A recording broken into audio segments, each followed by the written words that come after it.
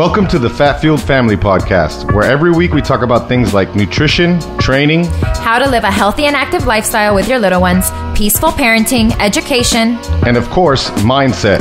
Don't forget to follow us on Facebook and Instagram at Keto Counterculture, at Fat Fueled Mom, and at Fat Fueled Kids, and search for Fat Fueled Family on YouTube. To stay up to date with everything we're doing, sign up with your email at www.fatfueled.family and check out our blog for workouts, meal ideas, and all the other cool stuff we love to talk about. Don't forget to hit subscribe. So what are we talking about today?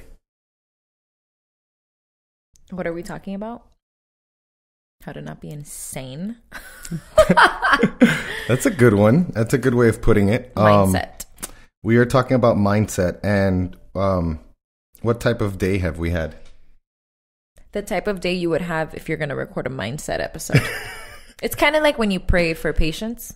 You're like, why'd I do that? Because then you just get tested. And so I just said, right before I hit record, I said, I love you. And you said, I love you too. And I said, how much? And what did you say? I said good. Because my brain doesn't actually work right now. So there may be some other broke sentences spoken. And things that make absolutely no sense during this episode. You know what? This episode could be really, really, really like groundbreaking, or it could be really terrible. I don't think it's going to be like blah. I don't think that's It doesn't possible. matter because it'll be real. Yeah, that's which is one sure. of our things. And so we're just going to be our authentic, crazy selves. Yeah. And on that note, how many times would you say you and I have argued in the past week? Like if you had to count. I don't know. I would say maybe at least 7, probably once a day, maybe twice. Yeah. 7 to 10. Is that bad? I feel like everybody No, does that's normal. I think it's normal. I mean, look, here's the thing. We're going to talk about mindset today, but the main thing that as I talk about this, you know, you and I arguing and stuff, is that normal?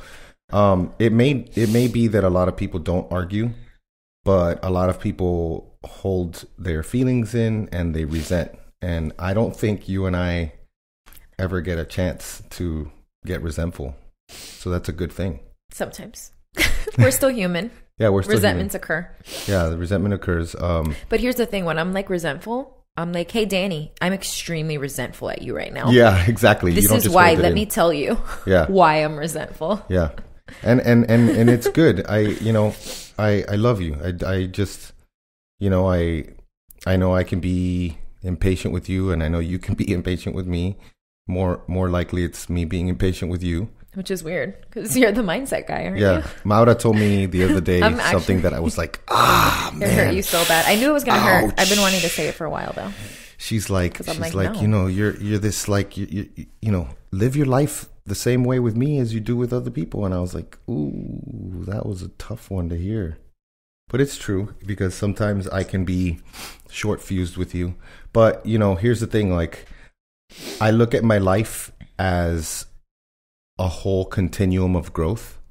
And I can say that maybe some points in my life I may be struggling with some areas, and I'm maybe not doing as well in those areas as I did before. But then there's 5 other areas where I'm doing better, you know. And I think that, you know, maybe I do get a little bit impatient, and, you know, that happens and I take it out on you.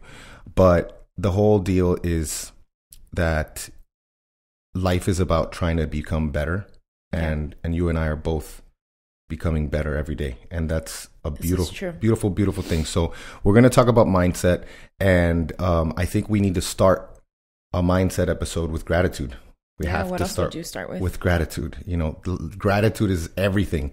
So I didn't tell you this, but I wanted to read the names of our for a second, you were like lifting your arm like that, and I thought you were going to be like, I didn't tell you this, but I got a tattoo. Because you were like lifting your arm. I'm like, oh no, what else did he tattoo on this one? I got another mindset tattoo, which chances are actually the next tattoo is not going to be mindset. It's going to be the boys. It's going to be the Aquemini.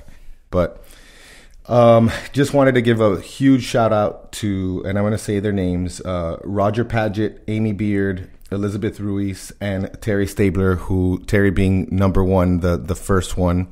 And they are our Patreons. So they are supporting us. And sorry, guys, if you didn't want people to know. Oh, you know what? But they're on there. Yeah, they're on there. Yeah. It's a public thing. And actually, all of them have posted about how, like, to support us. And I think that's really cool because, this stuff, to make a podcast, it does cost money. And it's nice to have people that support it. We don't need it. We're going to make it either way, no matter what. Yeah. But it's nice. And it's definitely something that, and it's something we do for podcasts we like. Yeah, exactly. We have people that we support on Patreon, by the way. So that's a very good point. And we've never expected anything from them. Actually, one person we support has never done anything, and that's cool. We're just, hey, we're supporting you. So anyways, so I guess we should start with, there's so much to talk about when it comes to mindset. So much. But I think we can start with, I started with the 3 sections of Ryan Holiday's The Obstacle is the Way. And just a quick background on that. Mindset has been a thing that I've been interested in for a long time, but it's only really been in the last 5 years that I've really been exploring all types of, because there's so much out there that's like, is it be positive? Is it The Secret? Is it, there's so many different ways of looking at it. And The Obstacle is the Way is a book written by Ryan Holiday about figures throughout history who have turned obstacles into opportunities.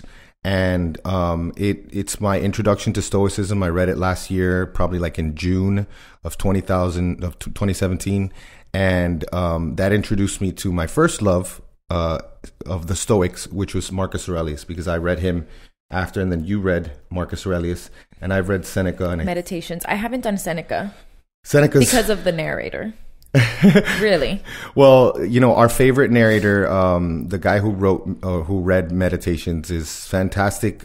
He's actually very well known, and rest in peace. He passed away this year or last year. That's so sad. Fantastic. Did he do like Planet Earth type stuff? I'm not sure. Maybe not actually Planet Earth, but I feel like his voice, I don't know, I've heard it somewhere else. Well, yeah, we've definitely heard his voice. But so the whole thing is that the book is separated into perception, action, and will. And it's a really good framework for looking at Stoicism, because if you asked 5 different people what they thought Stoicism is, they would give you 5 different answers, because different people place different priorities on the different aspects of Stoicism. And, one of our good friends, Simon, who has the Practical Stoic podcast, which we really recommend. You can consume it in small pieces. They're like 10 to 15 minutes, most of them, unless he's interviewing someone. And, he interviewed me for the podcast once, and we've spoken recently about bringing me back on to talk about what happened with Dean and stuff. But we really recommend that. And Simon, when he interviews people, he talks about, he asks them what they think Stoicism is, and different people think of it differently. But I think that they're all right, because all of these things are things that we need to just always be working on. So perception is where we're going to start, because I think that if you have a warped perception, that's really the beginning of all your problems. So why don't you read the quote from Ryan Holiday, and then we can talk about perception first. Okay, so the quote is, "There is no good or bad without us. There is only perception. There is the event itself and the story we tell ourselves about what it means." Ryan Holiday, The Obstacle is the Way. And Ryan Holiday, she quoted him. I'm like, why the heck did you quote Ryan Holiday when we could be quoting Marcus Aurelius or one of them? But this is a very well written kind of explanation of the importance of perception. So, having the right perception is simply accepting the world as it is versus as you want it to be. So, like, an example would be, you should just use life. The example in Kute Blackson's book, or should we not? Yeah, sure, absolutely. The richest man in the world. Oh my gosh. Okay. You want me to tell the story, or you want to tell the story? No, you tell it. Okay.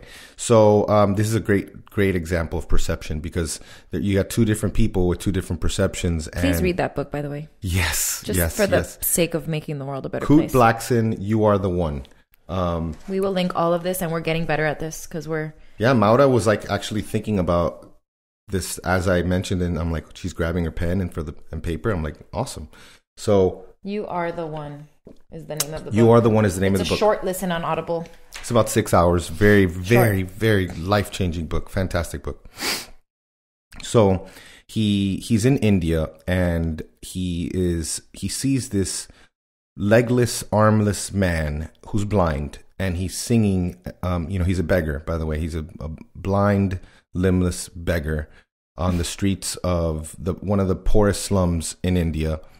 And he's right in front of the temple, right? Or something. He sat in front of the temple. Yeah, but that town is very, very poor. Oh, it's yes. a very poor town. Yes. India is a very interesting place. It's a magical place because it's one of those places where, like for us in the United States, we live, the wealthy are separated from the poor. It's relatively separate. Mm-hmm. But in India, you could be the wealthiest man and walk out of your building and you will be right in the squalor as well. Right. So it's like this...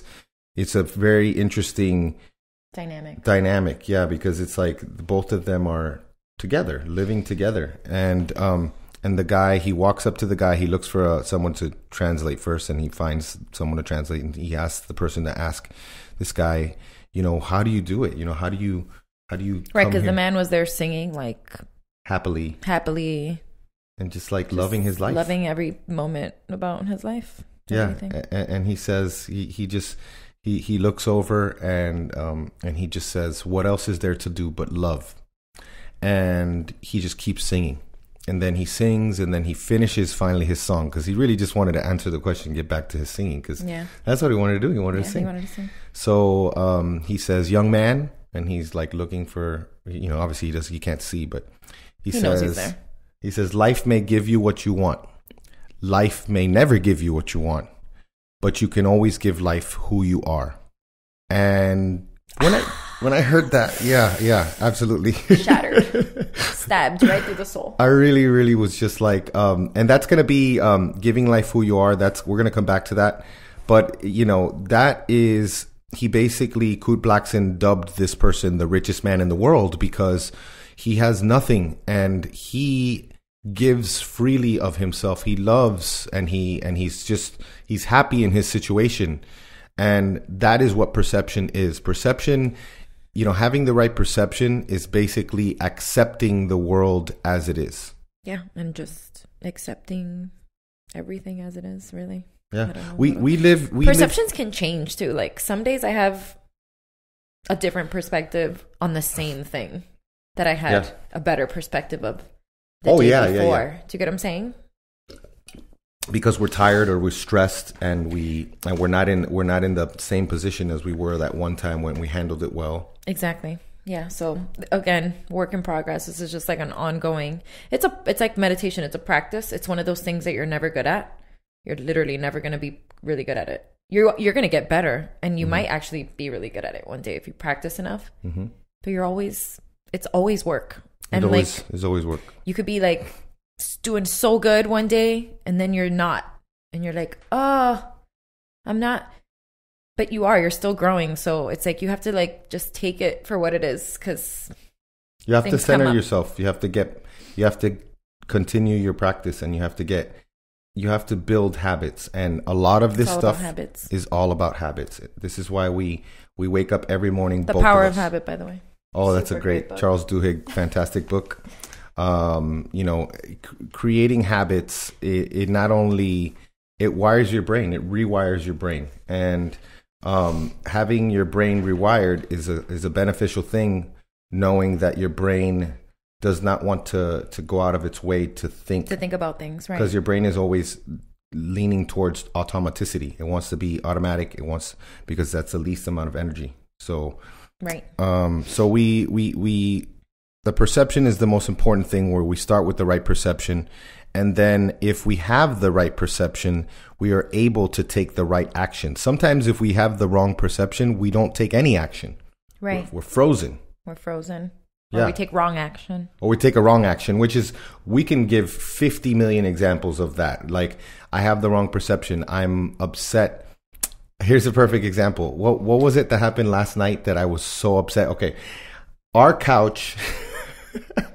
He's so annoying, guys. Our couch, I really regret buying this couch because it has like It's still 5 so different comfy. pieces, and it's okay. It's comfy. Yeah. But it's always, the pieces are always moving. And Yeah, imagine the boys are always like the boys doing are always climbing on the backflips couch. on They're it. moving the pieces. And so we bought the stoppers, the rubber stoppers, and we put them under the legs. And of course, the boys are just very So adept yes. at They're like, stoppers? You ruining can't everything. stop us. Yeah, exactly. That's great. This is just that they gosh. are creating an opportunity out of an obstacle. Yeah. And they're that's like, what they're these doing. stoppers. They're They stoic. gotta go. So like, then last night I put the stoppers under, and the stoppers are a pain in the butt for me to put under the thing. I don't think it's that hard. Danny's Whatever. obviously I'm just struggling. upset. I'm like, dude, I just why? do a deadlift. Why is this couch moved when I put 2 stoppers? And Maura's like, there needs to be 4. And I'm like, yeah, but I put 2, and 2 is better than none. And why is this happening? I don't want this to happen. And that's where it starts, right there. Why? Why is it happening? That is What the is the reason? stupidest question. That is a dumb you question. can ask yourself. And this I is, do it too. I'm like, why? Why are you doing that? There is no why. There's no why. There's no why. What It's does it happening. matter? What does does it it matter? It does not matter. It's happening. Yeah, it's gonna happen. And you know What what? did I tell you that made you annoyed? What did you say? I told you, why do you act surprised? Yeah, exactly. My kids are going to do it to your couch tonight again, by the way. Yeah, Tonight, when you go to lay down, you're not going to find the remote. Your I couch might is going to be in find shambles. One of the batteries is going to be out One because of we the lost the battery. I battery finally yesterday. found it. I found it because I good. looked for it. But here, okay. You also don't like to look for it, which Yeah, is so I don't. annoying. Because I then don't. you're like, I refuse to look. They should find it. I'm like, but they're not going to find it. They're not good at looking. And so I'm the one that always has to do it. So then I always get upset because I'm like, you're just like, I'm not finding the remote. Hopefully, people learn from this, and we're not just airing our stuff out. I mean, don't get me wrong. But this is a good... Keep listening because but this is you very need- therapeutic. But you need real life examples. Yeah, you do. Of these types of things, Yeah. So I think that's a great example. Yeah, so that's an yeah. example of not having the right perception. And like I'm gonna say this probably 5,000 times more before I die. Like, I put these things out there, like these motivational quotes every week. I share videos and I talk about stuff when it occurs to me. But guys, like, I am human, just like anyone else. And Yeah. Maura and I are both the complete Lunatics. opposite. We're lunatics. We're the complete opposite of stoic. But, if we want to live and coexist, and don't get me wrong, I love you. I really, really do love you. But if I don't work at it, Yeah. we'll I can't stand fall you apart. sometimes. I can't Hey, stand you either. it's But fine. you know This what? is how it goes. But you're so hot though, so Thanks. it makes it better. It makes it all better. It makes it easier to stand me. Yeah. But no, seriously. So we got perception. There, I just wrote down words because I wanted to guide us. I was like, there's so much work that we've done in the past several years, and there are words that trigger me because based on what I'm currently reading or things that have really stuck with me. So action, I just wanted to quote Marcus Aurelius, the only truth is action, and that can be interpreted in a million ways, because when these guys talked, they spoke about things that you could look at them in all these different ways. You can use a quote and use it for like 2 or 3 different things. So the only truth is action can be interpreted a few ways. The first way is that when you hear something, when you hear someone say something, that is just opinion. Most of the time, what you're hearing is opinion, and action is the only real truth, like what's happening. And the other way you can interpret it is that, it doesn't matter what you say. It doesn't matter what your intentions are. Action is what's important, Right. And so you have to take action in life. And I think most of our problem is that there would be a lot less suffering in the world if all of us wasted less time. I waste a lot of time. I don't feel like I'm wasting. Okay, here's the thing. I have my kids, dude. Yeah. So for a long time, I'm starting to get resentful of myself, and just for because I'm like, you know me, I'm like the ultimate self-condemner. Like, I know. guys, I don't need haters. It's And cool. I'll Nobody will hate explain. me more than me. Should I talk Like, about? I like to win, and so I'm gonna beat you at hating me. Thank you very much. Go away. And this morning something You lose. happened that I got lose. upset at Maura, you know, and like I almost left the house, and she was like, "You better not leave. You can not talk to me, but you better talk to the kids. You better say You bye better to say the bye to the kids." kids." I'm like, So I "You don't come have to back say in, bye to I me." say bye to the kids, go back outside, close the door, get in the car, start to think for a second, which is a good thing, you know, to Yeah. stop and think Yeah, before think you about act, which we'll talk about that too. And I started to think, I was like, you know what? She's going to hate herself. And I really don't want to waste 1 minute thinking about how terrible it is for her to hate herself. So I came right back in the I house. would have been stressed all day for sure. Yeah, and I didn't want that. So, I mean, hey, Yeah, thanks, pat because myself you on would the have back ruined my because I workout. came back in and I said, listen, I love you. It was a mistake. It's not a big deal. And I don't want you to hate yourself. I know you very well. Yeah. And so don't hate yourself. Who cares? It doesn't matter. Yeah. So, But yeah, so the wasting time thing, like, at the same time, it comes from somewhere. I can waste time. I can. yeah. But I feel like you also have to, like, give yourself, not the benefit of the doubt, but, like, you know, when you are improving, you should, you know, acknowledge that. Like, I used to waste more time. Now I waste less. Yeah, I'm still wasting and that's time gratitude. nonetheless. That's gratitude. But It is I'm happy for my progress. Now, you can't just be like, that's good. We're good there. You always have to strive to get better, but you can't just be so rigid with yourself. You know, it's so stressful. And that's going to be something that we talk about too, because there's a lot of themes here that are kind of like, they're very similar. Yeah. So like loving yourself and having the ability to observe and allow things to happen and accept things is a huge thing, because I think I'm pretty convinced that our biggest goal in life is to prepare for death. I mean, honestly, I think, as morbid as it sounds. Well, that's what Stoicism's kind of all about. Stoicism Because here's the thing, when those guys were writing those books, at any minute, someone's going to come with a sword and stab them straight in the heart. Yeah, you could die. Life was much more We are cheap. so much cheaper. So spoiled. Where? We are such babies. That we think we can live forever We because think we're invincible. life is so, you know that. Yeah. And this is why people procrastinate. And that's why people are also control freaks, because you live this fantasy where you think you're going to control every single thing. You're not in control. And then your son gets run over by a car. Yeah. You're like, it's not going to happen, guys. Or you're not in control. Or, you know, as a parent, then we talked about this on the car ride, like about how, you know, you did all the things and your kid did all the things. Or you and raised your kids you raised them a certain way, and then they still did the thing that you didn't want them to do. Well, that's because they're still going to be who they are. Everyone is going to be who they are. And gosh, like, I'm sorry, but I think it's kind of beautiful, because I'm like, great. You know, I don't want my kid to just be like an extension of me. Yeah. I want them to be them. That's a perception. Yeah. That's a perception. Yeah. You know, and you want your child to be in your image the rest of their life. And it's all about perception is honestly everything, because even when it comes to like what you think success is, or how you would like your child to succeed, maybe to them that's not how they'd like to succeed, or like that type of success, like that's not how they view it. You know what I mean? So pretty much these are humans that have their own journey and own life and own purpose, and you're just there to like help them figure that out and really get out of their way. Yeah.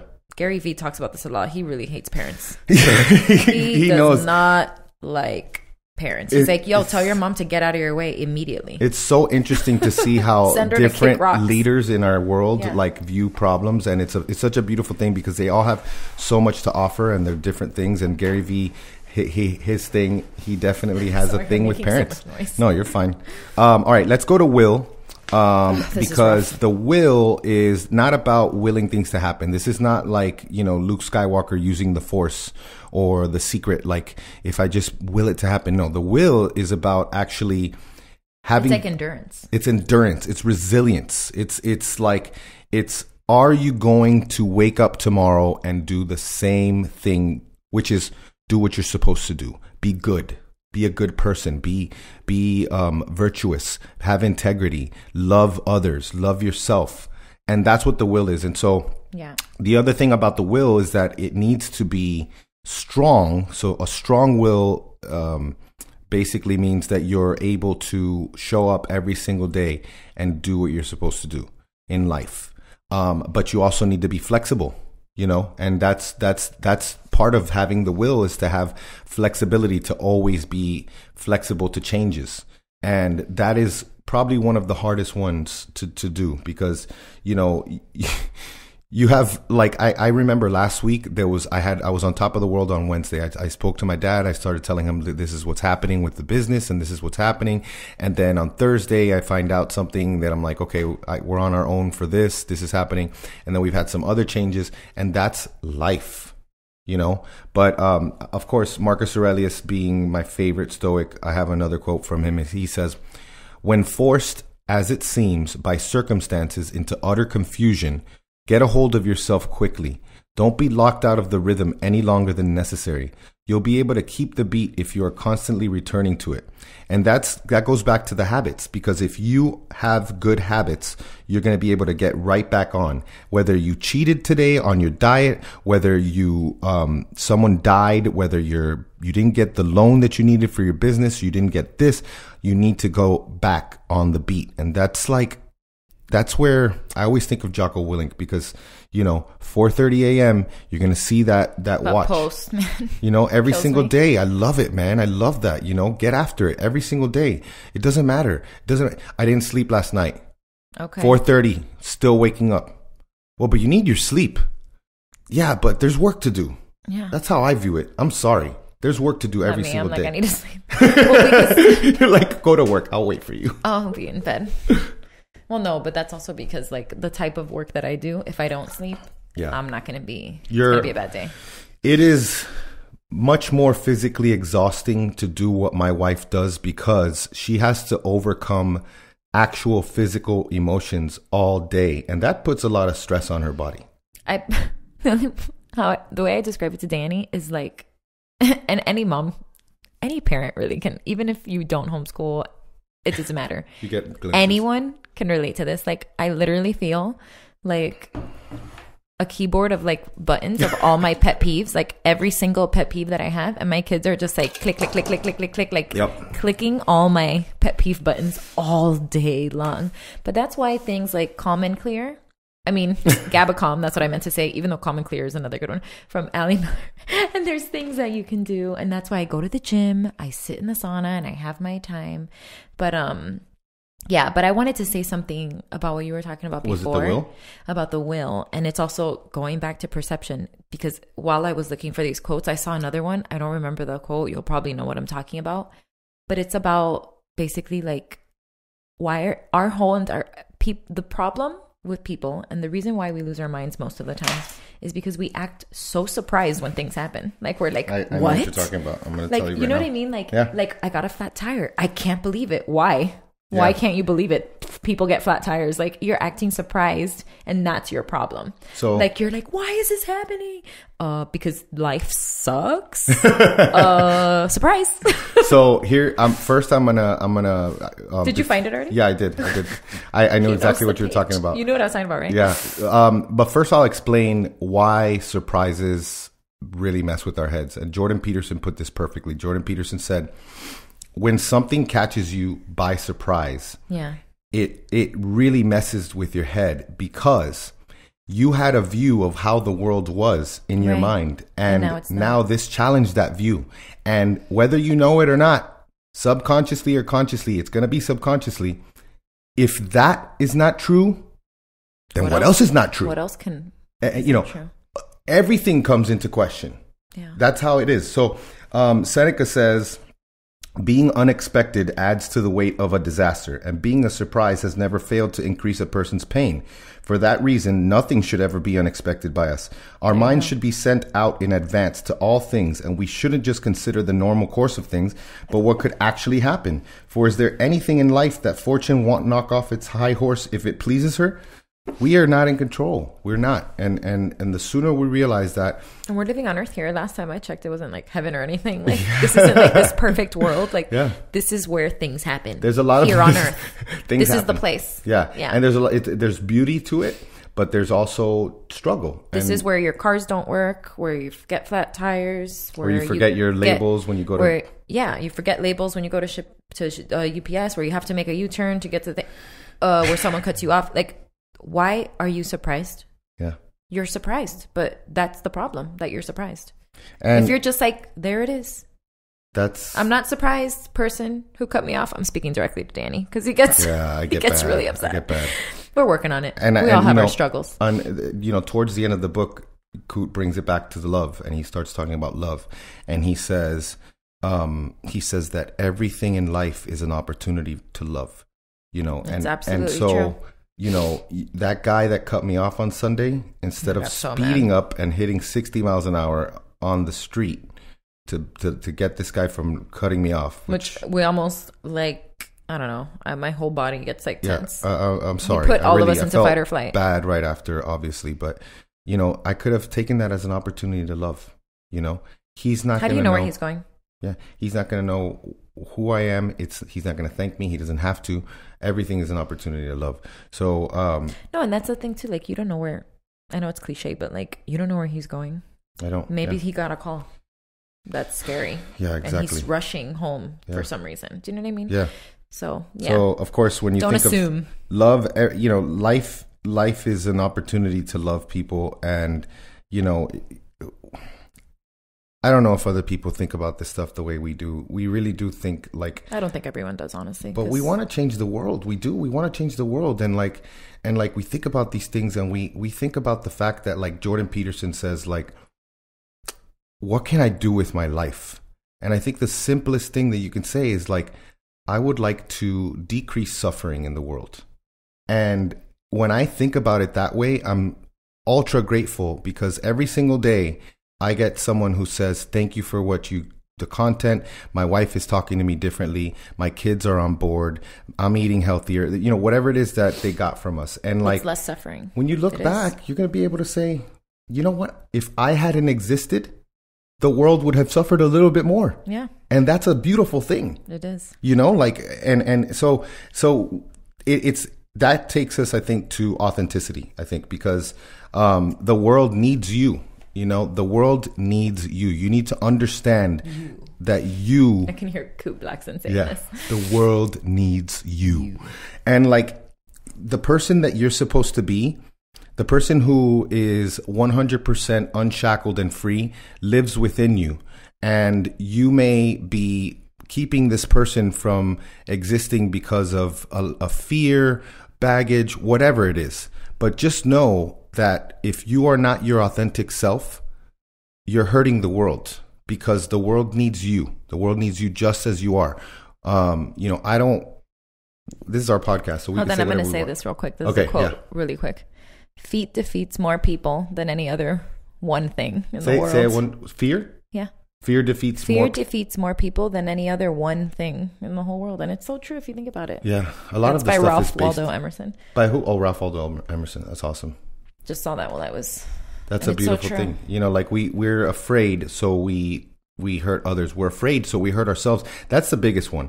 We hold back from being our true selves because of mostly fear, I think. Yeah.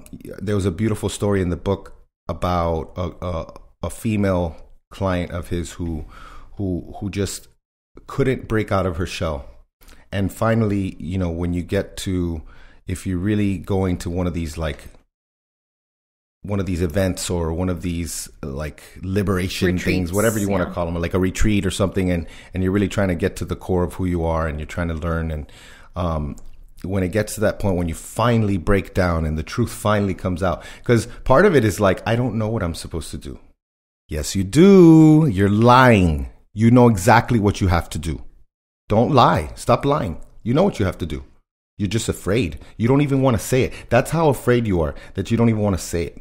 And so the female in the story, she was like, I don't know why. I don't know why I don't break out of my shell. I don't know why. He said, yes, you do. You do know why. And then she finally says, because my parents abused me and they treated me like crap my whole life. And if I succeed, then they'll think that what they did is okay. Wow. That's right. So yeah. And now when you look at that from a third person point of view, you're saying this person is hurting themselves so much because the fact that they. You're asking if it's recording? Yes. See, so that's much fear. for writing it down. That's I'm fear. having fear right now. That Okay, it's not recording. We're 34 minutes in. We're recording. Perfect. Sorry, so guys. My Maura's fear was freaking getting out. the best of me because I'm like, this is really good stuff. If it's not recording, that would really suck. That would suck. But that would be just another practice in us being accepting. And but anyway, she says, she says that. So how is that like? That doesn't make sense because. Whether they know it or not, they're controlling her, though. But still, she's giving them control. You should do it in spite. Yeah. In spite of them. And, and she needs to forgive them. She has to. For herself. She needs to love them. She needs to forgive them. Because here's the thing. You could look at it that way. They did. They tore you apart. They destroyed you. Mm-hmm. But where are you right now? She was in Bali, There's Indonesia. A lot of people that have really horrible stories. You're in Bali and you're breathing the air. Right now, and you're alive, and guess who gave that to you? Your parents. Yeah, your parents could be the most vile human beings, but had they not given you life, you would not be here. Think about that. That's deep. It is because it doesn't matter what they did. Thank you. Thank you for here. My existence. Yeah, because I wouldn't exist if it wasn't for you. Exactly. And I don't know about you, but I love existing. I kind of think it's a really cool thing. I have other thoughts. I'm a little bit more of a Debbie Downer. There's been times when I'm like, this is rough. It's kind of hard. Life is suffering. Life is really hard. Life is. I liked existing when I was a child. Adulting is extremely difficult for me. It is. It's but we. I think that like you're never gonna be ahead. You're never gonna be like I'm ahead. You probably have glimpses where there's times when we can say I just give up. Like go to Turks and Caicos. That was good. That was ahead. Do this. We were ahead do there. that. Like get a big bonus. Have one of those amazing days with your kids where everything turned out perfect. Be in the mountains. But every day could be that way if we just stay in gratitude. Absolutely, I agree. So mindfulness is the thing that I think mindfulness for you and me has been the biggest practical thing that we've done, right? Because mindfulness is like a way that you can actually put all this stuff into practice. It's like a practice that you can do. It's just being mindful. And I love this quote actually by Thich Nhat Hanh. He's so cute. Oh, that guy's that by the way, who's the inspiration of on the tattoo? Yeah, tattoo on Maura's back, which we should. I'm gonna post that video because it's post that video. And then you should post. We can see if we can. Let me see the show notes. No, that won't let us post a picture. No, not a picture. Because I would love for them to see your tattoo. I could just post a link to the picture of it on my Instagram, so that they could go straight to the post. True. So, anyways, the quote is: "Live the actual moment. Only this actual moment is life," and that's so true. Like even if it's something mundane. That's still the only thing that matters in that moment. You know what I mean? And this is something that's really important for me lately when it comes to my kids. I'm really making it a point to like, because look, Dean is like the truth. Like he's like, you are full of crap and he will call you out. Yeah. And so a lot of the times when he's talking to me, he'll say, look at me. Okay. Yeah, I love that. And it just hurts so bad. And so it makes such a difference. And it's funny because the simple act of just looking at him makes me in the moment.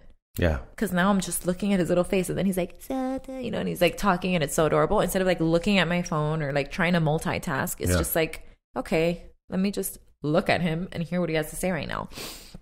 And then what I get is so much better. Yeah. What he gets is so much better. And I was thinking about being in the moment, and I was thinking that, and I think this is still true, that when I left my job, I would be able to be in the moment more because I would be first around the kids and you more, which I kind of am. But I still see the fact that, like, every day I wake up and I say, I have to generate income.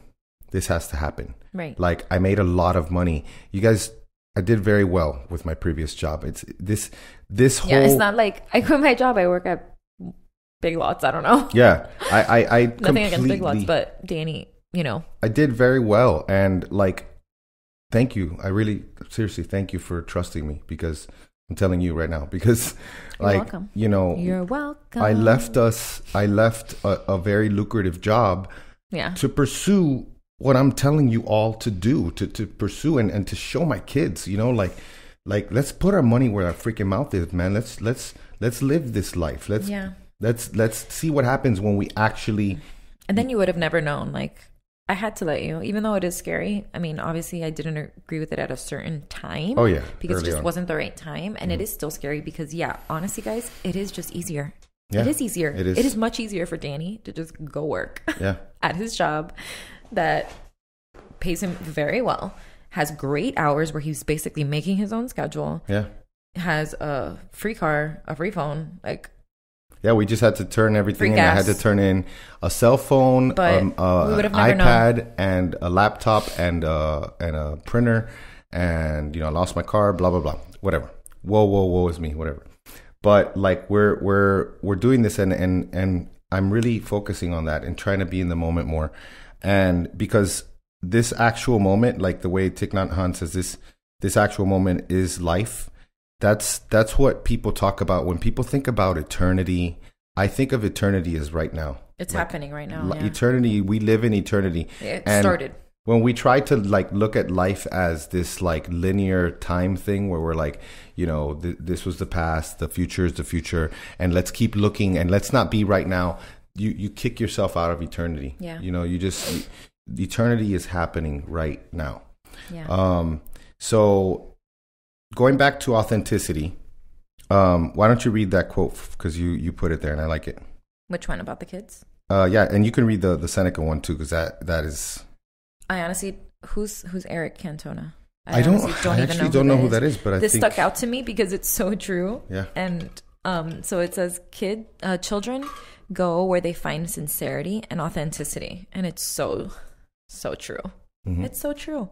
That's why John Taylor Gatto's kids in his class connected with him and did so well, because they knew he wasn't full of crap or faking it or playing this character. Yeah. And I think going back to like him being authentic and allowing them to be authentic, I think that if it was someone who wasn't authentic, then they would have just been like, they would have just skipped. Okay, go do that thing. They would have skipped. Yeah. But since they saw that he cared, they respected him. They saw that he cared, because kids in this guy's class, we talked about this a little bit in the education intro. We talked about how he had, for instance, there was one kid who was drawing cartoons. Which, by the way, guys, we watched the 5-hour thing again, so I don't know what we haven't finished it. We haven't finished it. I know, but we're like deep. We're like at least halfway deep. Yeah. Like, if you haven't started, you're just wasting your time. Turn the Kardashians off and put on John Taylor Gatto immediately. It's a beautiful. Yeah, it's an amazing. I think it's called the Underground History Lesson, and I've been saying the ultimate. I've been saying the ultimate. It is ultimate. But if you search for it, I think it says Underground. Either way, you're going to find John Taylor Gatto History Lesson. It's a 5-hour and 47-minute thing. He was talking about the kid who he was drawing, and he was doing cartoons. He comes up to him and he catches him, and he's like, "What are you doing?" And the kid's like all freaking out and stuff. And he's like, "You're doing this all wrong." He's like, "You need to underground, right?" Yeah. So he's like, you need to learn. You need to find a mentor. And he's like, "Well, how do I do that?" He's like, "Well, I have a friend who's an actual comic book artist. Would you like to go visit him?" And he's like, "Yeah." And so he basically hooks the kid up with his friend who's a comic artist. And the kid, I think to this day, he ended up being an illustrator, an artist, or comic, a successful artist for comics. And any other teacher, what would have they done? Oh, they would just either ripped it off, put it away, class? Yeah. So authenticity and read the Seneca quote. Yes. Hold on. Okay. A happy life is one which is in accordance with its own nature. Seneca. So live like in accordance to your nature, which don't do things you hate. Don't do things you hate. And also, like Marcus Aurelius would argue that it's in our nature to love, and it's in our nature to cooperate. That's our nature. Yeah. And so live that way. Live that way. Yeah. Don't live against your nature, because that would cause some internal issues in your brain. Exactly. Okay.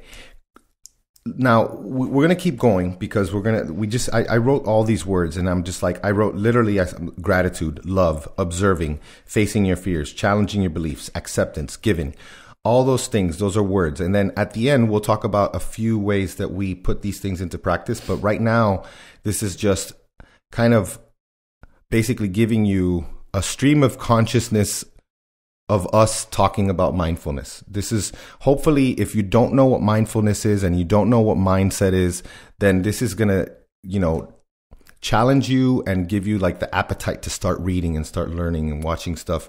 I have my financial advisor. I was just talking to him earlier today and he's like, man, you know who I've really been getting into lately? Jordan Peterson. Jordan Peterson. I heard him. He's like, I saw that you went to that event of his, and I'm like, man, I can't get enough.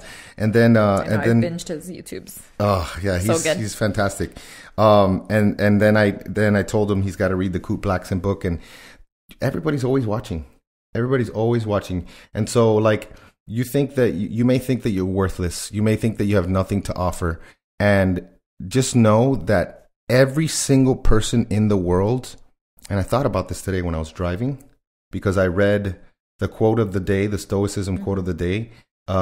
It says something like, it was about quoting bad authors and who have something good to say, which, like, for instance, like I've quoted, oh man, I keep forgetting the guy he's a socialist, Noam Chomsky. And I disagree with him on a lot of things, but he said some things that I think are true. I disagree with Obama on a lot of things, but he said a lot of things that are true. He's got some good quotes. Yeah. And so in life, every single person in this world has something to teach you. And so if you know that, you should know that you have something to teach someone, and, we're everything. Imagine if everyone treated every interaction that way. That would be beautiful, having that especially openness in a world to learn. where it's so weird, the world we live in, honestly. Sometimes I look around and it's kind of strange because we're connected, but we're not. Mm-hmm. We're only connected through cyberspace, but like socially, we're lacking a little bit. We are, for sure. In social skills. So that's like a huge thing. I think with our kids that I'm a little concerned about for their sake, like, to have to grow up, but it is what it is. That's their world. But you know what? There's always going to be the people who, find your tribe. You need to find your tribe, and we were thinking about that yesterday because, like, we have people sharing our podcast, and wow, we really appreciate it. I'm honestly in shock, guys. You guys are so awesome. Yeah, when seriously. We sat here and recorded our first little episode, I was doing it for myself, and just cool.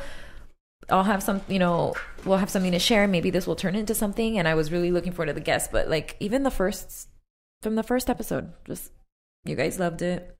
Don't get me wrong. We still do it for ourselves. I tell, who I was talking about this with? Mike Osuna. Because Mike Osuna, this is a guy who... We got to get him on the podcast. We are. We're going to get him on. This is a friend of ours who started the CrossFits in Miami. I Am CrossFit. He was a firefighter. Got in when it was the right time. Yeah. He's a really good businessman, really smart businessman. And he's talking to me about podcasting. He's like, look at you, man. You're doing so well, blah, blah, blah. And I'm like, honestly, all this stuff just happens around me. And I'm just like, what's going on? I'm just like, I'm here and it's just happening around me. And like, I meet these amazing people. But I told him, I said, because he goes, do you have any tips for podcasting? Because I'm going to start a podcast. And I said, he goes, my biggest problem is that I talk too much crap. I talk too much. And I'm like, well, good luck with that. We're both Cuban. Yeah. we're not gonna stop talking. But podcasting is the most selfish thing I do because I get to learn every single week when we talk to new people, and but it makes you better because it makes you better at listening. For sure. I've learned listening to myself. Did you see what I posted earlier? Yeah, you were afraid that. It's so annoying. But like, okay, you guys, everybody feels that way. Most people feel that way. Like, even recording your own voicemail. A lot of people. I know. I was going to say Danny. Not everyone is you, Danny. Danny loves to hear himself talk. Sometimes I'm like, what are you listening to? And he like smiles. I'm like, yourself? Well, I just want to make sure that the podcast came out good. I go on a lot of people's podcasts. I want to. No, I do it too. I like to hear myself back, even though it makes me cringe. But Danny does it and it makes him smile. But anyways, it's that same feeling. I was like, you should listen to that. I nailed that one. But honestly, it's just a really great experience all around. It is a little selfish because you do get to interview whoever you want to interview and you get to learn. But I also love that it's forcing me to grow in certain aspects. Like, it really does force you to be a better listener. It forces you to think more about like the types of questions that you want to ask, because I feel like it's like kind of, since I've been hearing so many podcasts, like I've started to notice that like asking questions is kind of an art. Like you have really, Ben is really good at this. If you guys haven't heard the Muscle Expert podcast, you should. It shouldn't even be called that. It should be called like, I don't know, Enlighten Your Life podcast or something. It's probably gonna change, because seriously, it's not just about like the kinds of, like, he's got amazing people on there, but he always asks the best questions and then he just doesn't say anything. And it's the best thing, and he's just like listening. You know, and then he also provides the friction when it's needed, because if he doesn't really quite agree, he'll never be combative, but he will make his point. What about this? He makes his point. And that just makes for great interviews. So what were we saying about Ben earlier today? That we were saying that he does very well. Not reacting. Yeah, not reacting. But was there a specific? Remember, I gave you a specific. The kids. Oh, okay. Perfect. Segue. So one of the words that I put was giving. And if you live your life, and by the way, shout out to my lawyer, Chris Lurch, who just at the same time as me left his law firm, started his own law firm, because he thought, you know what? People can't be like only depending on lawyers who are going to charge you, you know, by the minute every single time you know, every second they spend with you, they're billing you by the minute. That's not how he views it. He's a Christian like me. Chris and I worked together at University of Florida when I was in grad school. Kind of crazy story. Ben, I was like, hey, Ben, you know, I'm looking for a lawyer. You know, I want to have someone that I can depend on. He's like, yeah, my friend Chris Lurch. And I was like, wow, that's interesting. I have a friend named Chris Lurch. And he's like, I'm like, is he tall? He's like, yeah, he went to UCF. And I was like, oh, no, mine went to UF. And he's like, oh, no, he went to UF. And then I was like, is it this guy? And he's like, yeah. So long story short, like his lawyer that he's worked with is Chris. And I'm like, holy crap. Me and Chris get together, and he wrote to me, or he sent me something yesterday about changing culture, and how because we are both Christians, he and I are both Christians, and we do have us personally have a higher calling about, you know, not only living in this world but also advancing the kingdom of God. This is how we see it. By the way, don't be afraid. We're not going to like try to convert people. We just want to show you the love that we believe in, and we want to be examples of it. And so one of the things that happens with a Christian entrepreneur is that they're not culture makers. And if you're not a culture maker, you're not going to change anything. So Christians, what ends up happening is Christians a lot of the time criticize the culture, or they examine the culture, but they don't really try to create culture. And that's what we're trying to do, is create culture. And he was talking about the person who the presentation was talking about how you know, we need to have an abundance mentality where the world is not, the pie is not fixed. And if I have some more, you're not going to have less. It's not how it works. But you can fall into the issue of, what about people who took subprime mortgage loans? What about people who gave out those loans? That's an example of perverting that abundance mentality and thinking of the world as something that you can take from and extract from and get all of it. Let's get it in while we can, you know? And in life, something that Ben is really good at, and something that I try to do, is to give. Like, everything in life is about giving. If we can look at it that way, we will be better. We'll feel better. Giving is what we're designed to do. And so a lot of the time people will come up to Ben and ask him for stuff. Like, maybe they want to pitch an idea, a business idea, or he's a smart businessman. And every time what I've heard him say is, how can I help? Love it. And how can I help is a beautiful thing, because I feel like we should wake up and say that to ourselves. That's a good thing. Like, just like to how the can world, I help? How can I help this world today? Yeah, that's kind of something that I learned when I was at treatment.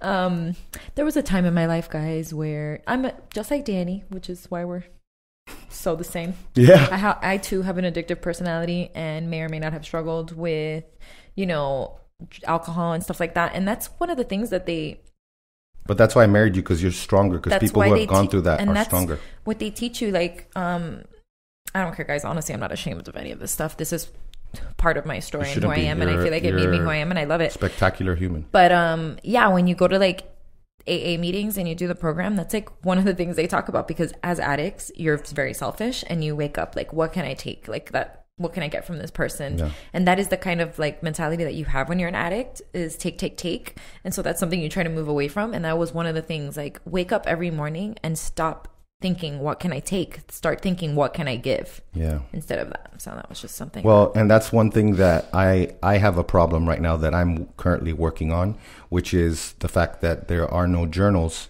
that are made for me.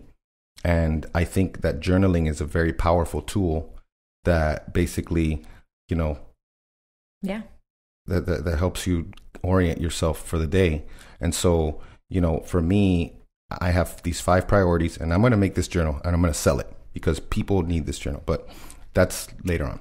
Yeah. And part of that is like, so I have my spiritual priority, which comes first. Second comes my wife, you know, my relationship with her. Third comes my kids. Fourth comes my professional life, and fifth comes my personal development and, you know, health and all that.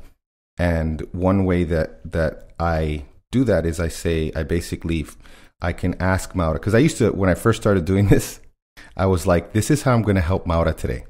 And I noticed, like, after 3 days of doing it, like, I wasn't helping her because I didn't ask her how I can help her.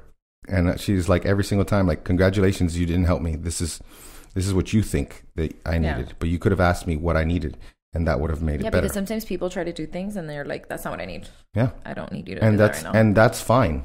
That's fine. You need to know what they need. You don't like, that's like, oh, well, I gave you something. I did something for you. Yeah, it wasn't what I wanted. Congratulations to you. Pat yourself on the back. Like someone gets you a gift that you don't want. You're like, thanks, but like I didn't ask for it. Or a gift that like, that doesn't reflect your true passions. Like, like you give a vegan, like a subscription to Butcher Box or something. Like, that's like, you know. Thank you, but. So, that's hilarious. So life is about giving. What would you like to talk about next? Observing, facing your fears, or challenging your beliefs? Well, we could talk about observing, just because it kind of goes with what we're talking about right now, and then maybe challenging your beliefs, because I feel like that's a good thing to do. And okay, so we'll do it in the order that it is, kind of. Oh yeah. So observing just means, like, if you try to live your life as an observer, it really does help, because I think it was Viktor Frankl. Did you tell me something about counting? Counting? Oh, well, that was about the chewing your food. No, I heard something. I don't know. Maybe I made it up. What was it? Maybe it's just my own genius in my own brain, making things up. What was it? But like you just and because I am a reactive person, so it's just something that I try to do. Like when don't want to react, you have to just pause. Yeah. You have to stop. Like count. And breathe. I breathe. Count. I heard it somewhere. Now it's going to bother me. I heard it somewhere. Maybe it was Dr. Shafali. May have been in your mind, to count in your mind. Yeah, like before, if your kid does something. Shafali. It was her. It was her. It was in her book. Because it had to do with the your awakened children. Family. The Awakened Family. We will link that. We already talked about it, but it's amazing how these things all go together. And it's what we've been talking about. You know, you're going to become a better version of yourself. Now, yeah, we have our own way of parenting. We have our own way of doing education. We have our own way of eating, and we're very opinionated. But in the end, we really are just kind of sharing things that we think are going to make people better humans. That's all. Yeah. You know, and even if you disagree with us on 9 out of 10 things, you may agree with us on something, and we made your life better. So, we did it. So basically, you know, observing, and, you know, I've noticed it, and it's funny because, you know, when I get upset now, like there's a lot of times when I breathe, and I breathe, right? And I've noticed that Maura does it now too. And we're both just breathing over here, and I'm just like, she's breathing. She's pissed off, but she's breathing. I'm like, she's addressing her anger right now. That means she's angry, and if she's angry at me, maybe I should be angry. Why is she angry at me? So dumb, so dumb. But yeah, like so Viktor Frankl talks about there's a space between stimulus and response, and to lengthen that space makes you stronger. It makes you stronger, and it makes you happier, really. It does make you happier. Can look at it like however you want. If you want to be the taker, it makes your relationships better too, I think, because when you give yourself time, you're not having to apologize after because you reacted and were like, blah. Yeah, we're both at the stage where we're like, we can apologize like right away. You know, we really don't go more. There's been times when I've been angry at you, and I've been like pretty good at the silent treatment. Upset for a whole day, and I'll just be like, and I'm like sticking to my guns, and I think I've gotten. But then at that point, it just becomes like a race, like who's gonna like be, and then I'm just like, you're the dumbest. Yeah, I always end up telling you something. Because she does. Because I'm like, what are you gonna win? She does not care. She doesn't care. She doesn't want to fight. So it's like, I'm like, go fight with yourself. This is worthless. You know, like I'm over here angry for no reason. I'm like, enjoy your fight with yourself. Let me go over here and fight with myself. Have fun. So like, you know, observing and trying to look at it. And, you know, Mark Devine talks about this in The Unbeatable Mind. There's another book. Guys, there's a lot of books, okay? I'm sorry, but all of these things really do help. And in The Unbeatable Mind, he talks about I think he calls it the observer or the passenger. Well, tell me. Go, share. It's not even that funny, but I was just going to say, like, I found out once that Danny, okay, if you listen to Audible, sometimes accidentally I'll fast forward, like I'll put it to where it's playing like 1.5 times speed or 2 times speed. Oh, and then I found out that Danny actually listens to books that way sometimes, and I'm like, cheater! I don't go 1.5, I go 1.25. I think it's 1.25. Oh, 1.25 is good, because 1.5 then it's just like, it's distracting. Yeah. And, you know, I just think Audible's of myself. a great way to listen, guys. You could just listen. Audible, baby. Listen, moms, nothing. If your kids bother you and they're loud, okay, guys, you're not gonna kill my vibe. I put my headphones on. I put on "You Are the One," and I'm listening and I'm bettering myself. I'm sorry. Look, this is like my tactic. I'll put on The Awakened Family while I'm annoyed at my children. Yeah. And immediately I'm not annoyed at them anymore. Like, you'll put praise and worship music. Or I'll put praise and worship music. Or I'll put like Pastor Frederick preachings, and I'm like, that's right. Not today, Satan. Yeah, we had like a period there where we were doing super well. Like the finances were great and everything. And all of a sudden we felt under attack. And Maura straight up, all she did was listen to like everything. Preachings from doctors, everyone, Pastor Stephen Furtick, who's a fantastic communicator, Joseph Prince. I don't discriminate. Yeah, Brian Houston, all of them. I'm like, that's right. Joyce Meyer. I'm like, not today, not today, Satan. Yeah, and you go know, away. Obviously, there comes a time when you need to put these things into action. But the more you listen to them, the easier it is. The easier it becomes, and it changes your perspective. That's boom there. We just did a pound. We really just did a pound. No one saw it, but we did it. We saw it. We're gonna have to start recording, by the way. People are saying that they want to see our faces because I put it on YouTube. We literally have all the equipment we need. It's a matter of just us being. Do I put the camera there? Yeah, we just put it there, and it'll just be filming us, and we do the whole clap thing where we sync the audio. We just have to make sure that I have I don't know if those memory cards will record this song. We need to give our stuff to Juan so he can create other videos. Because we have a bunch of footage that just hasn't been edited. But anyways, so the whole thing is about observing and being a passenger and watching and saying, okay, it's part of acceptance. It's basically saying, this is what's happening. Wow, my kid really just spit in my face. That is absurd. By the way, my kids have not spit in my face. I had Desmond vomit in my face. They've spit. When they've been angry, but like not on me. Yeah, but you know, kids do things.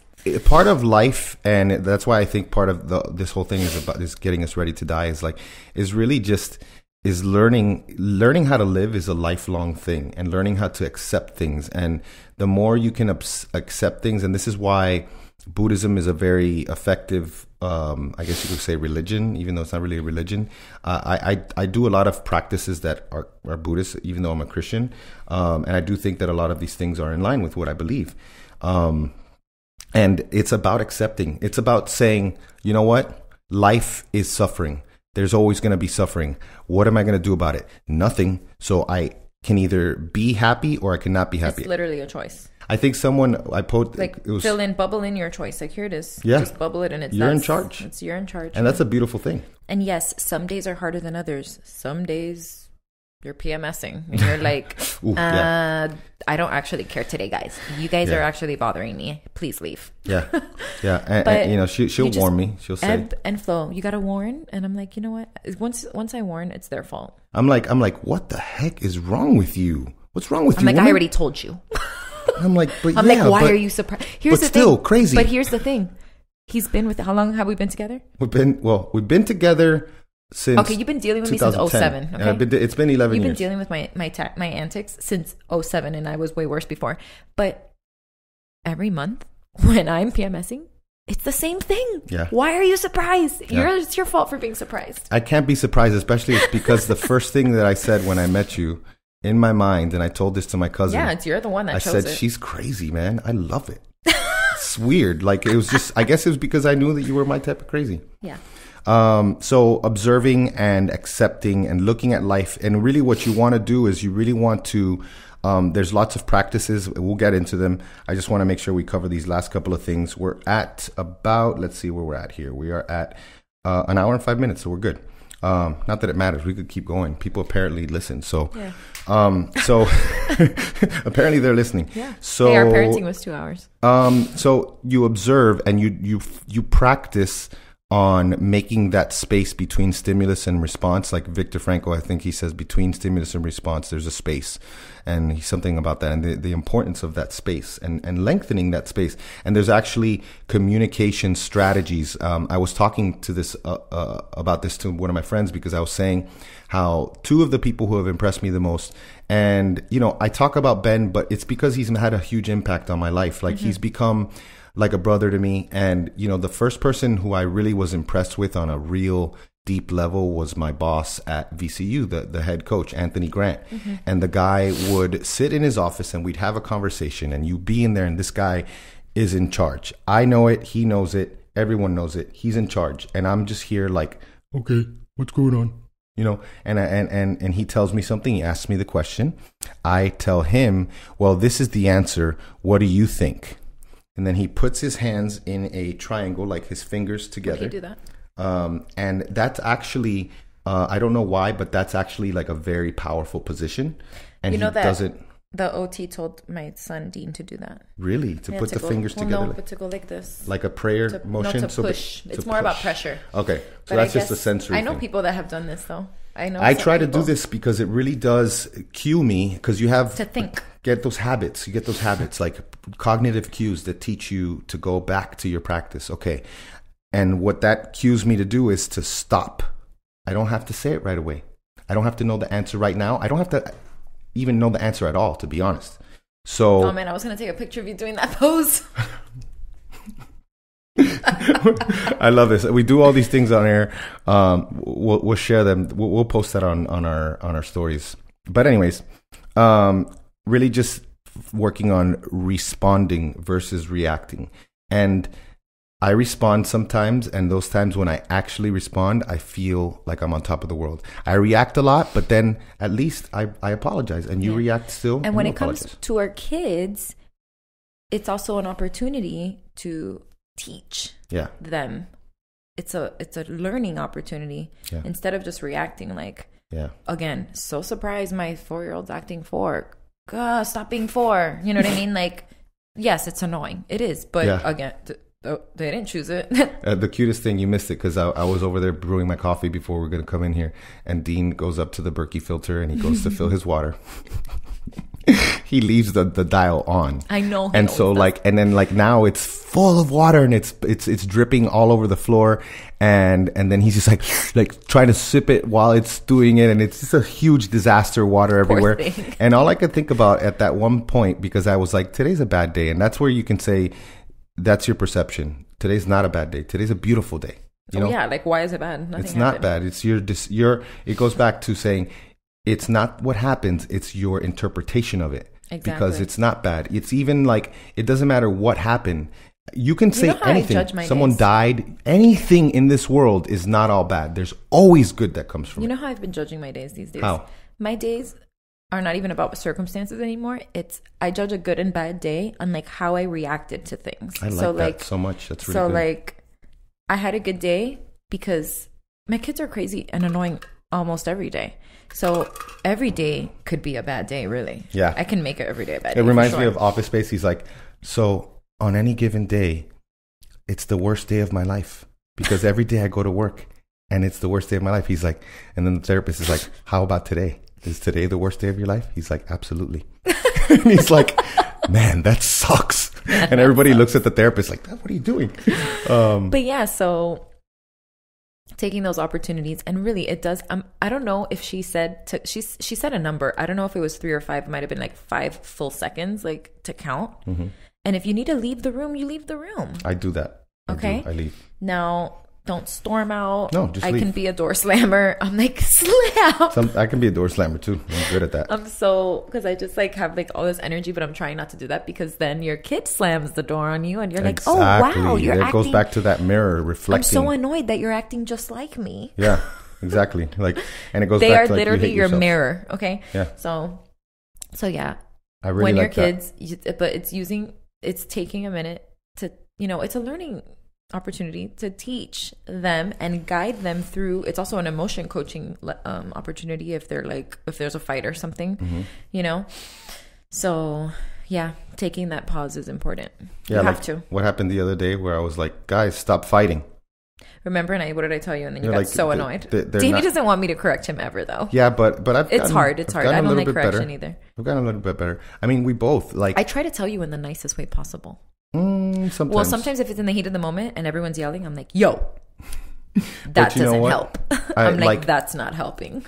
Like, know this, that the person that you married, there was a time when you thought that person was everything, and you were like, I know, I was want to thinking about spend that the the other rest day. of my life I with was this thinking that person. the other day. I was Holy like, crap. My poor husband. No, but you know what? For me, I never, ever question our marriage. I can scream it forever. Like, you are my everything. You're everything. I don't even get emotional. And when I talk about that, like, I get emotional. Aww. So anyways, emotions, pushing those Push out. him aside. He's like, ooh, I don't like that. I don't like that. I don't like the feeling of that. So observing and accepting and just giving it some time, So facing your fears is basically living a life that challenges you to not only let those emotions in, but let them in and don't judge them. Yeah. Don't say, I'm so angry. This is bad. I'm so Don't blame frustrated. either. This is bad. Why am I so angry? Oh, I'm such a piece of crap, man. We're so good at having these inner dialogues where we just hate ourselves and we just destroy ourselves. We tear ourselves apart, And like, if you're able to say, I'm angry right now. I accept it. Can I get angrier? Let's see. I can get angry, right? Oh, yeah, I can get angry. You know what's a good If I can practice get for that? angry, I can get less angry because I have control. Oh, look at that. Yeah. A good practice for that was like on an app called Insight Timer. Oh, yeah. There's like this. I had Desmond do it one time. Remember that it's like you basically focus on the feeling. So it's like a meditation that it's like, what do you feel right now? Where is the feeling? Is it in your throat? Because sometimes it's like in different, like anxiety can be like in your chest. Sometimes it could be in your throat. It manifests itself physically if you really pay attention. In your head, you could get headaches, like pressure. Stomach. In your stomach. A lot of people get like stomach pain. Some Cagalera. people literally get diarrhea. Yeah. Cubans call it cagalera. Cagalera is like, it's like the runs. And I actually I had a conversation with my father last week that just was talking about some people that we know that are close to us and how they've made very poor decisions. And I went to sleep thinking about that. And I woke up the next day just terrified that, like it gave me, I had to go to the bathroom. I was like, I had to. Te dio cagalera. Me dio cagalera. And I don't remember what I was saying, but. So you were talking about how Desmond.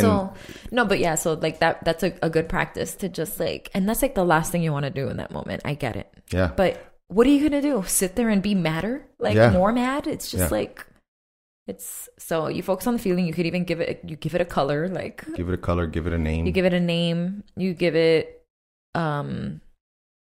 give it a like. Is it hot? respect it, Yeah. love it, Yeah. There because it is. it's all part of how You're we human. were created. You're alive. Congrats. And I actually, one of the most amazing meditations I had, I've told this story where they were talking about, it was a guided meditation. It was talking about feelings that we don't want to let in. And a lot of us, our biggest addiction is control. That's what Kute Blackson talks about. Have you gotten to that point? Sure. And so, we want to be in control. We don't like it when we're not in control. And we need to realize that we're never in control, first of all. But so in this meditation, I went deep, and I really got to a point where I was in the moment completely, and it was talking about inviting emotions in and letting them in. And I just found myself in my house, but it wasn't my house. It's kind of like a dream where you're in a house that's yours. You know it's yours, but it's not the one you live in. Yeah. And the two ones that I had was anger and anxiety, which those are the two ones. So what ends up happening in the meditation is that these two ugly looking, hobo looking people, I think it was a guy and a girl, and they were ugly, their teeth were all messed up and all disheveled, and they're knocking on the door, and I'm like, I'm not going to let those people in. I'm not going to let them in. And then they start knocking louder. And that's what happens, right? We try to fight it, and so it gets worse. And so I finally was like, you know what? Let me let them in. So I let them in. They walk in to the house. They're completely quiet. They sit down on the couch. They look at me. Just picture them like... They go sit down on the couch. They look at me, and this just blew my mind. I was like overjoyed when this was happening. It was so much that I almost lost focus, and I almost lost my meditation. And they were looking at me, and all of a sudden I saw them. They started to get better looking. Yeah. And all of a sudden they look like good looking people, and they stand up and they walk outside of my house. I get goosebumps thinking about it, because I was like, this is what we need to do. This stuff works, guys. We need to let our emotions in. We need to face our fears. We need to push ourselves and have discomfort. Like the workout that I did yesterday, those workouts are a metaphor for life, because you feel like you're going to die. I don't want to do this. Why am I doing this? You know what? Do it. To make you stronger. Yeah. Make you stronger. Challenge your beliefs. That's just basically having an open mind and realizing that every person came to not everyone. Obviously, there are people who are pathological and who are, by however you want to call it, pretty evil, evil people that really want to see you hurt. But for the most part, humans they see themselves as the hero of the story. Yeah. And if you realize that, they're rational beings with a rationale behind what they did, and it may be warped, but it is a rationale. And so if you're open to that and you're able to challenge your beliefs, you're going to learn. And learning is a beautiful thing, because you're going towards truth, and truth is the most important thing. Yeah. Because truth equals authenticity, equals just, it hurts. Hey, but it's freeing. Had some sweet potato the other day. Who knew that would ever happen again? Yeah. Oh my gosh. Forget the sweet potato. I had a banana. That was like the ultimate, like. Yeah. What? Yeah. The funny thing is that people keep talking about keto, and I'm like, you know what? I can't. Okay, I'm going way off topic right now. Yeah, but like, I want to hear this. Mindset. It's probably a rant. So. And this is a little mini rant in the middle of my mindset. Because it's just how this is therapeutic, guys. Sorry, you're here for it. You know what bothers me? When someone says, "Is this keto?" I'm like, it can be. Yeah. Ketosis is a state. Yeah. Something is not keto. I can eat steak all day and I'm not in ketosis. Sometimes that happens, and I'm like, hey, I hate everything. To me. I was out. I fasted all day. I was at a meeting, and sometimes I'm fasting and I'm not in ketosis. Sometimes I eat a banana and then I'm in ketosis. So. And by the way, guys, literally first banana in like 5 years. I don't know. Because even in paleo, I was like, gotta cheat with my banana. I couldn't even eat my bananas. But on paleo. Yeah. But yeah, like foods, yes. Foods, if you eat them enough, they're not going to be keto. But a food is not inherently keto or not keto. Ketosis is a state. Yeah. Okay? And so it's funny because my carb up, like people eat that many carbs daily on their keto. Yeah. You know what I mean? Remember, my carb up is coming from zero. Yeah. Zero carb. Yeah, so exactly. 30 would be a carb up. Yeah, exactly. But yeah, Mandy actually wrote an article on that about carb ups. Like anything that's more than what you're eating is technically a carb up. Exactly. So anyways, rant over. Back to what we're saying now. I think there's so many things that we can continue to do, but I wanted to, before we end, talk about the practical things, because that's where we've made the difference. So let's see if we're on the same page. What would you start with as a practical thing that you think is the most important thing that you can start with? Morning routine. Bam. Again, pound it again. And the reason I'm saying this too is, well, one, I've had to force myself. I've never been a morning person, and keto has helped me obviously because I sleep much better now. So when I wake up, I'm not like, I don't feel like a truck ran me over. So morning routine, so important. I've never been one. I know this sounds silly. People who do it will understand, but I literally started making my bed like a year ago. Oh yeah. Okay. My whole life. I never understood it. I was like, I'm going to sleep in it. Why am I going to make my bed? But just the simple act of, and I read about this, like you did something, like you accomplished something. That act is still an accomplishment. Like you're like, I did something today, productive. Yeah. So it's like a mindset. It's putting you in a mindset. It's that wiring. It's that wiring of the brain. It's wiring. And it just Ben feels does that with good his kids, the 3 Bs. To see it. Make your bed, eat your breakfast, and brush your teeth. Yeah. And so morning routine is so important. If you have to wake up earlier to do it, wake up. You're not going to die. Just get up. Yeah. Okay. It's so worth it.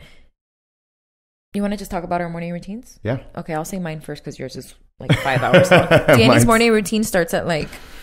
I feel like he lies at this time. 4? No. I don't know. So I've actually been sleeping until 4:15 lately. Ooh. Yeah. Okay. Well, mine starts around 5:30. I've been good this week. I got up at 5:30. Yeah, I do the snooze once, before I leave, so it's like 5:40. I like to see you before I leave the house. Yeah, it's nice. 5:40 is like the time that I'm up, so I'll snooze once. If I give myself more than one snooze, it's not happening. I almost snoozed this morning. Yeah, but I didn't. I was like, get up. I love get that. Up. I love that because I'm like, you know Just what? I already won. I won. Yeah, you won. So I get up.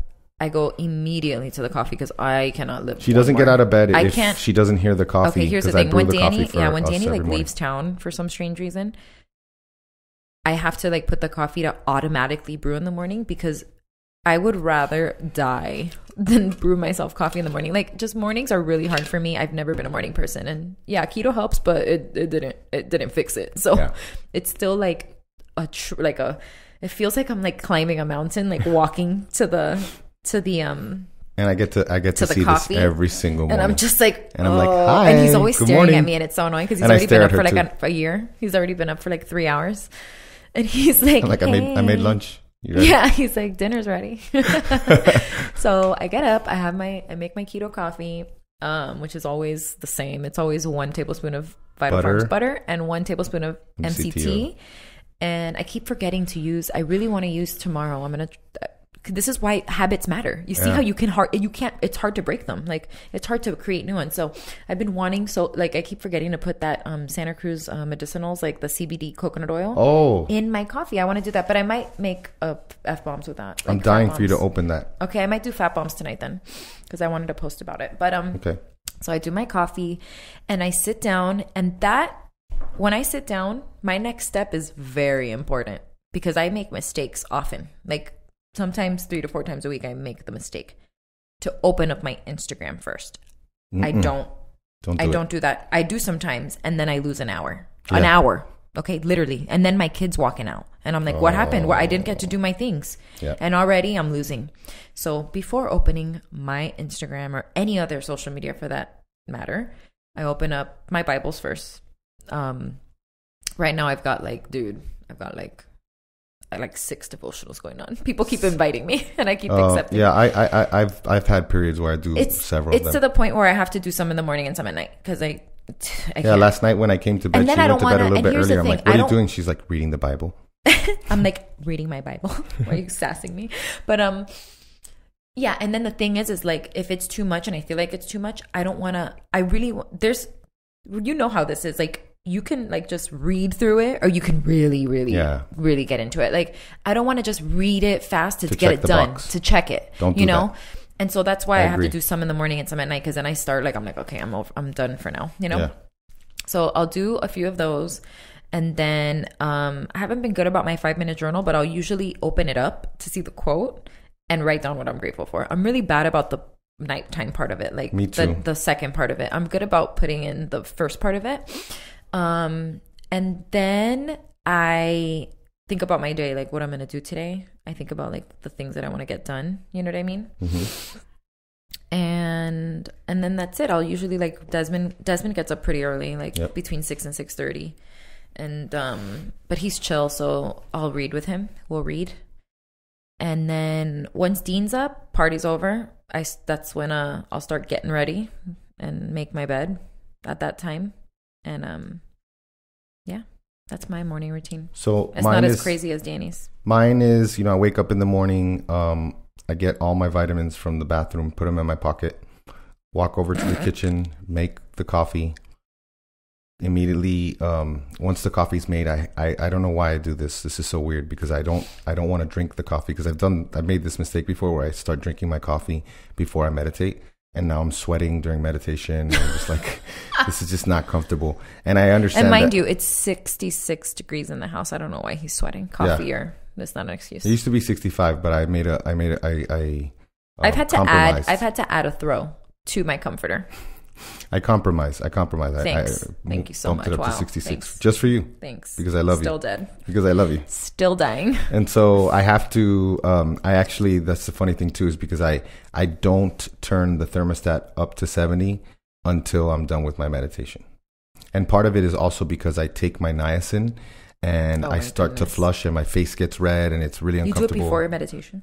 I do it. It's the first thing that I take on an empty stomach, along with my Qualia Mind, which is my nootropic stuff. And then I immediately have the coffee and I bring it in here, and I don't sip it, but I bring it in here into the office and I close the door and I lock it and I turn the lights off and I meditate. As soon as I'm done meditating, I come outside, I go to the dining room table and I do my devotional. After my devotional, I do my daily Stoic reading. And after my daily Stoic reading, I do my journaling, which, like I said, is right now a notebook because I've tried a few journals and they just don't give me what I need. And it's about not checking the box. It's about realizing the benefit of journaling and making it your own. Can I say something? Yeah. This Look is at what you I've been not doing interrupting. Lately. I know, I'm so hard too because I really want to say something. The hardest part is just remembering. The reason I interrupt is because I can't remember anything. So she does forget. If I don't say it, it's gone. I'm like, well, then I won't ever talk. What was it? Gone. I don't know. It's never coming back. Never coming back. It's gone. So I used to do the daily Stoic too, but now since Danny's so good about his morning routine, I know that I'm going to see it in his story. So I'll read it in his story. But I only put it if it speaks to me. Really? Yeah, you don't put it every day. I don't put it every day, and if it's one that just didn't speak to me that day, likewise with the devotional. Yeah, it's not about me saying, "Hey guys, look at me, look at how holy I am," and look at how. It's about saying, "Wow, when do you test your ketones?" I've been getting away from it because I tested this morning because I had 68 carbs yesterday, so I wanted to check. Of course. And what happened? I was 1.5 on the ketones and 90 on the blood sugar, which is par for me because of the amount of protein I eat. Yeah. I don't know. I mean, I think because when my protein's lower, my blood sugar's lower. I don't know why that is, and I haven't found a satisfactory answer, but I'm totally comfortable with it. Yeah. And so after the daily Stoic and after the journaling is when I start to think about my day. And what I've been trying to do actually is now the night before plan my day and have the 3 main things that I want to work on, 3 or 4 written, because I feel like before I go to bed, having that done, it really helps me feel better. I can't leave it for the morning. Life. It makes me feel better too. Yeah. So I'm like, okay, what I'm doing now is I'm just going back to that and looking at it and saying, okay, that's what I got to do today. Good job, Danny. You prepared yesterday. Yeah. And then that's when I can get on the Instagram and answer the DMs that came in last night that were like 20 and quick question. And you're better than me. Well, I mean, I'm still always a little bit behind. I try to get back to people, and this might change when I'm at double the followers that I have. You know what I'm so bad at? What? The Facebook ones. Oh, no. Oh my gosh. Facebook is only, the notifications on Facebook are only when people respond to me because I want to know like if there's something I need to address. Messages on Keto Counterculture. Oh, well, Keto Counterculture messages on Facebook. I probably have like 6 or 7 in there that are, but they should know that they need to reach me on Instagram because I have on my Facebook profile that I do not answer direct messages.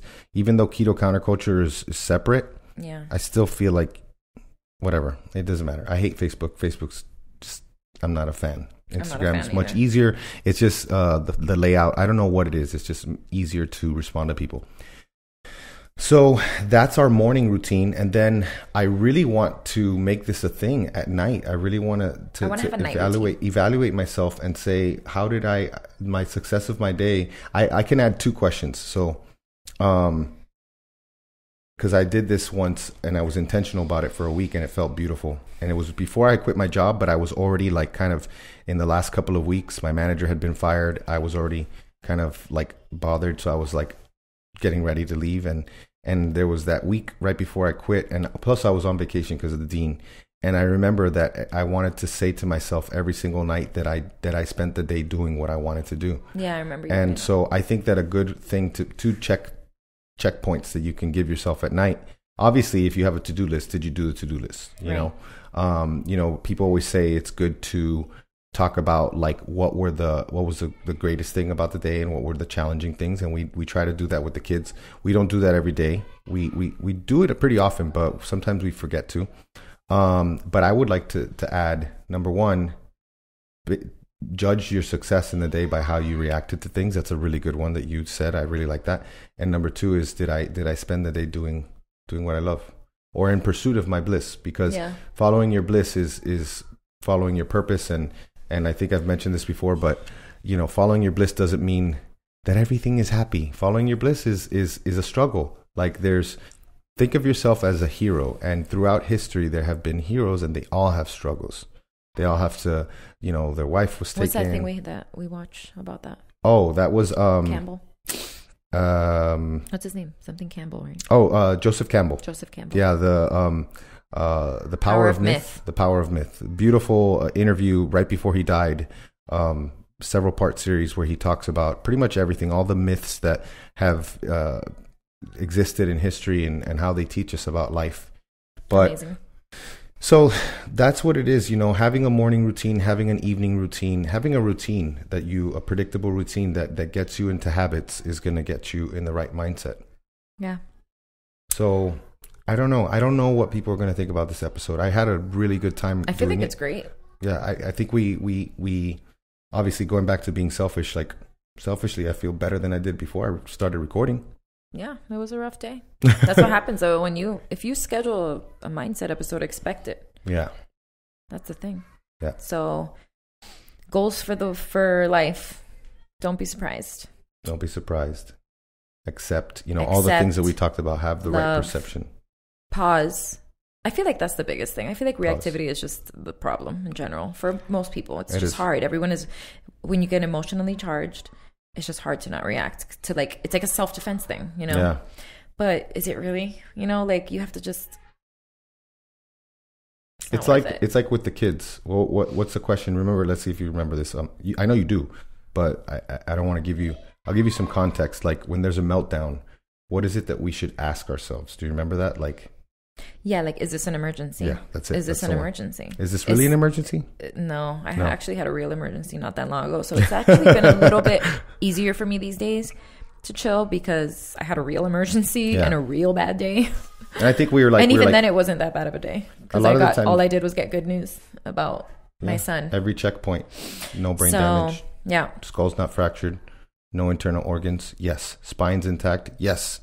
All those things. Everything. Yeah. So. And so, you think it's an emergency because it's super inconvenient. It's going to slow you down because they're having a meltdown or whatever it is that's happening. But in reality, this is something that is an opportunity for you. And the truth. Sorry, go on. I totally interrupted. Just an opportunity for you to practice, getting better. Yeah. And the truth is that when we react, we don't get what we want anyways. It's true. So that's the whole point. And that's what I try to think to myself. I'm like. She's really good at that. I'm like. If I stop fighting, right?